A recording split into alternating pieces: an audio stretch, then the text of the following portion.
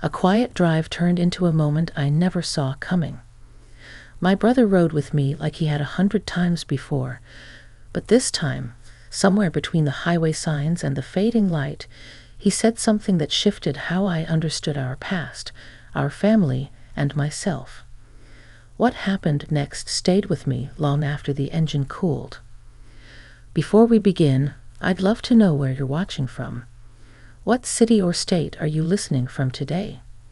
And if stories like this speak to you, please consider subscribing to the channel and liking the video. It truly helps us keep these stories coming, and I'm grateful you're here. I'm telling this now because time has a way of softening the sharp edges, and because some moments don't make sense until you let them breathe. I was 52 when this happened. Old enough to think I knew myself, old enough to believe the big emotional surprises were behind me. I was wrong. It was late afternoon when my brother climbed into the passenger seat of my car. The kind of afternoon that feels stretched thin, with the sun slanting low, and everything tinted gold.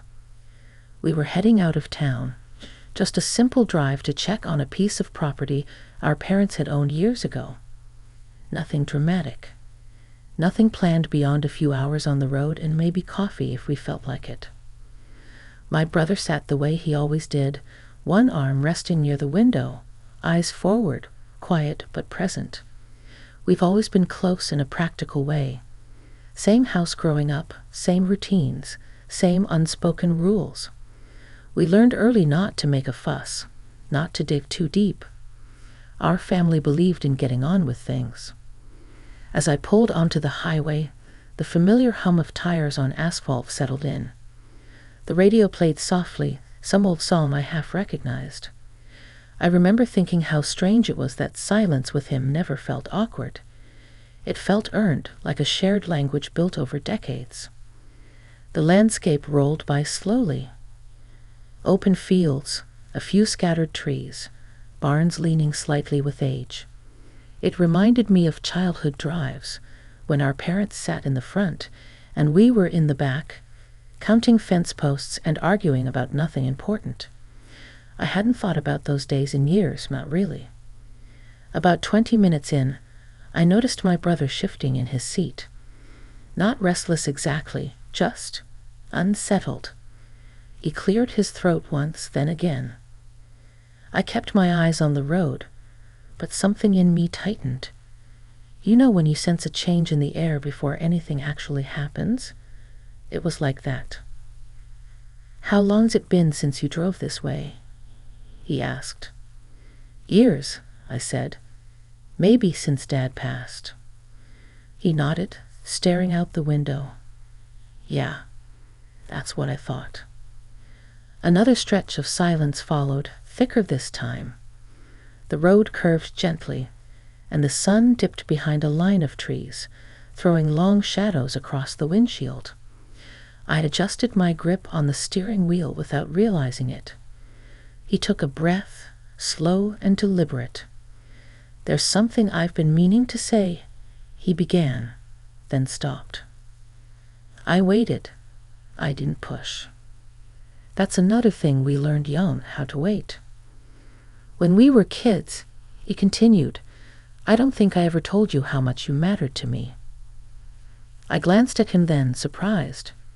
His face was calm, but his eyes were fixed on the horizon, like he couldn't quite look at me yet. "We just did what we had to do," I replied carefully. "That's how it was."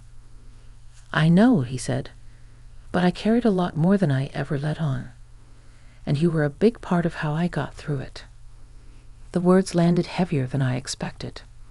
The car felt smaller somehow, the space between us charged with memories I hadn't unpacked in decades. I thought of late nights, whispered conversations, the way we'd sit on the porch steps when things inside felt too loud. "I didn't realize," I said honestly. He finally turned to look at me, and there was a softness there that caught me off guard. "That's kind of the point. You didn't have to. You just showed up." Again and again. My throat tightened. I focused on the road, blinking hard. At my age, you think you're done being surprised by how deeply words can reach. Turns out, you're not. We drove on like that, the conversation opening something that had been closed for a long time.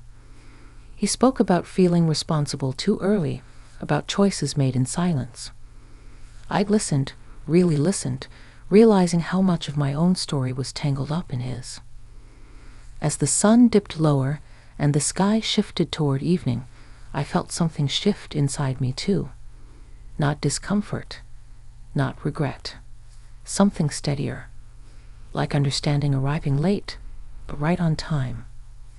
We hadn't reached our destination yet. The drive wasn't over, and neither, I sensed, was what he needed to say. The road narrowed after that, trading wide shoulders for gravel edges, and the occasional mailbox standing alone like a quiet witness. I slowed down without thinking. It felt like a place where rushing would be disrespectful.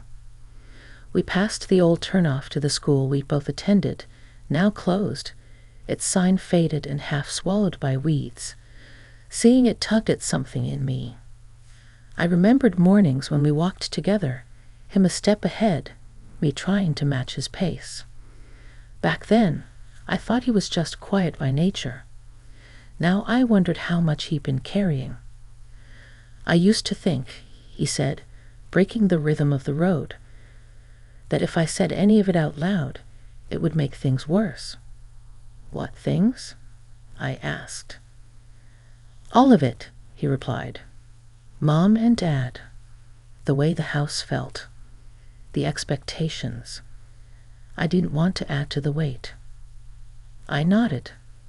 Our parents were good people in many ways, but emotions were treated like tools you put away, not things you examined. You worked, you provided, you moved on. That was the rule. I remember you stepping in, he continued, when Dad got sick, when Mom checked out emotionally. You didn't complain. You didn't make it about yourself. I felt a quiet resistance rise in me. I was just doing what needed to be done. That's what I told myself too, he said gently. But it shaped us. We drove past a creek where the water caught the last light of day. I remembered skipping stones there once, the way he taught me how to flick my wrist just right. Simple lessons that stayed. He took another breath. There was a moment, he said, when I almost left. Took a job far away. Didn't tell anyone? I glanced at him again. I didn't know that. I didn't want you to think I was abandoning you, he said. You were the one person who made that house feel steady. The word steady echoed in my mind. No one had ever described me that way before. Reliable, maybe. Responsible. But steady felt different. It felt like a gift. I stayed, he said, because I couldn't imagine you handling everything alone. I felt a mix of gratitude and something else I couldn't quite name. Not guilt, not pride. More like a quiet reckoning with how intertwined our lives had been. The sky deepened into blue, and I turned on the headlights. The dashboard lights cast a soft glow, making the car feel like a small world unto itself. Outside, the road stretched on, empty and patient. I didn't realize you felt that way, I said. I wish you'd told me sooner. He smiled faintly. I'm telling you now. There was a pause, and then he added, I've been thinking a lot about getting older, about what we leave unsaid. That landed close to home. At 52, I'd begun to notice how conversations shifted, how time pressed in quietly. Friends talked about retirement, about health scares, about children grown and gone. The future felt both shorter and more precious. I don't want to carry regrets, he said, especially with you. The property came into view then, the old fence still standing, though crooked, the small house set back among trees. I pulled over near the gate and turned off the engine. The sudden quiet was almost startling. We sat there, the ticking of the cooling engine marking time. The air smelled like earth and leaves. Evening insects had started their chorus. "I don't know what this place means to you anymore," he said, looking ahead. "But to me, it's where everything started. The good and the hard." I considered that. "It means history," I said, "and maybe closure." He nodded slowly. "That's what I'm hoping for." We stepped out of the car and stood side by side, looking at the house without moving toward it yet. The light was dim now, but enough to see the outlines, the memories filling in the rest. "I'm glad you're here with me," he said quietly. I felt the weight of that statement, the years behind it, the trust it carried. "Me too," I replied. As we finally walked toward the gate, I sensed that what he'd shared so far was only part of it. There was still something hovering, something unsaid, and I knew the night wasn't done with us yet. We didn't go inside the house right away. The front door stood closed, paint peeling, as if it had decided it had waited long enough already. Instead, we walked along the edge of the property, following a path that wasn't really a path anymore, just a memory worn into the ground. The air had cooled.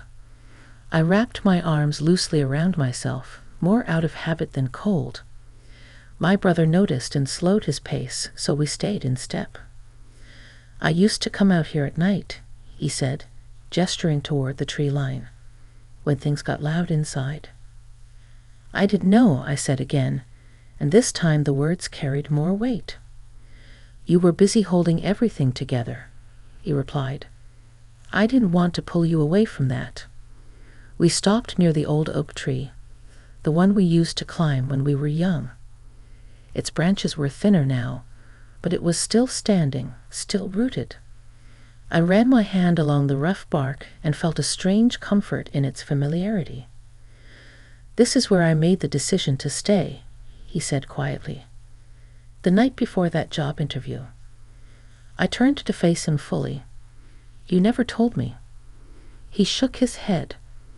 "I was afraid if I said it out loud, I'd resent you for influencing my choice, and that wouldn't have been fair." The honesty in his voice was steady, not dramatic. That made it hit harder. "I never asked you to stay," I said. "I know," he replied. "That's what makes it complicated." We stood there, the space between us filled with years of assumptions. I realized how often I'd rewritten our shared history in my own mind, casting myself as the helper, the fixer, without seeing the cost to him. "I thought I was protecting you," he continued, "by being strong, by not needing anything."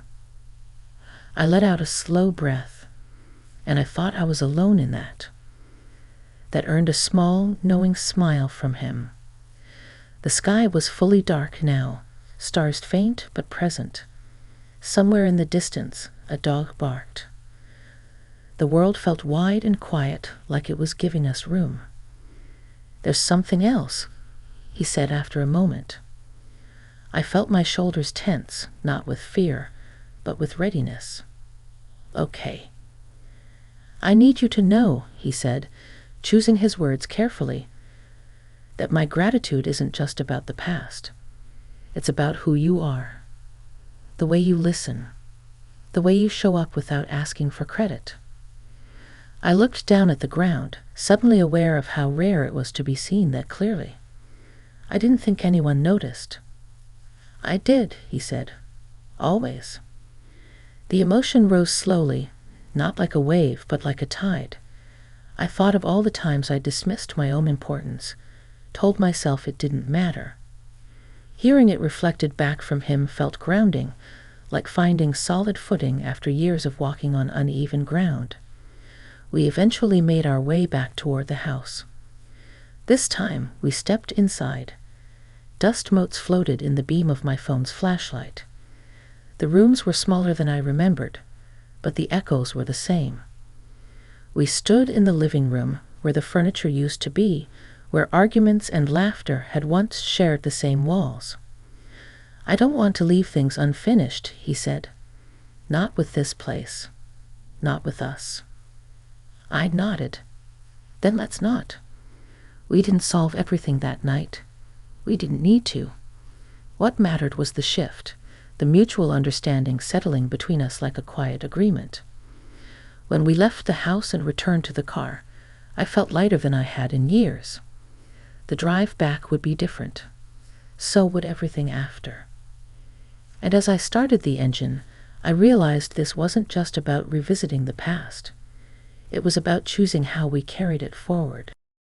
The drive back felt longer, not because of distance, but because everything inside me was moving at a different pace. I pulled onto the road, headlights cutting a steady path through the dark, and for a while neither of us spoke. The silence wasn't heavy this time. It felt earned, like the kind you sit with after a meaningful conversation, when words would only get in the way. The road stretched out in front of us, familiar but changed, the same way places do after you revisit them with new understanding. I noticed small things I hadn't before. The rhythm of my brother's breathing, the way he rested his hands in his lap, relaxed now. Whatever tension he carried earlier seemed to have loosened its grip. After a few miles, he spoke again. His voice was quieter, almost reflective. "I don't expect anything to change overnight," he said. "I just didn't want to keep pretending that none of it mattered." I nodded, even though he was looking ahead. "It mattered," I said. "More than I realized." That felt like the truth I'd been circling all evening. For years, I'd told myself that strength meant endurance, that showing up quietly was enough. And maybe it was. But hearing him name the impact of that presence reshaped how I saw my own life. We passed a stretch of road where the trees opened up, revealing the sky. The stars were clearer now, scattered and steady. I remembered being a young woman, driving alone at night, wondering if I'd chosen the right path. I'd made a life that looked fine from the outside. Work, responsibilities, routines. But there had always been a quiet question underneath it all. Did I matter in the ways that counted? Tonight, that question felt a little less sharp. "I've been thinking," I said slowly, "about how often we assume people know what they mean to us." He glanced at me, curious. "Yeah?" "I don't think we say it enough," I continued. "We get used to roles. Sister, brother, caretaker, protector. We forget the person underneath." He considered that, then nodded. "I think that's true." The miles rolled by. We crossed back into town, streetlights appearing one by one, familiar landmarks returning like old friends. It struck me how easy it would have been for this drive to be just another errand, another forgettable day. Instead, it had become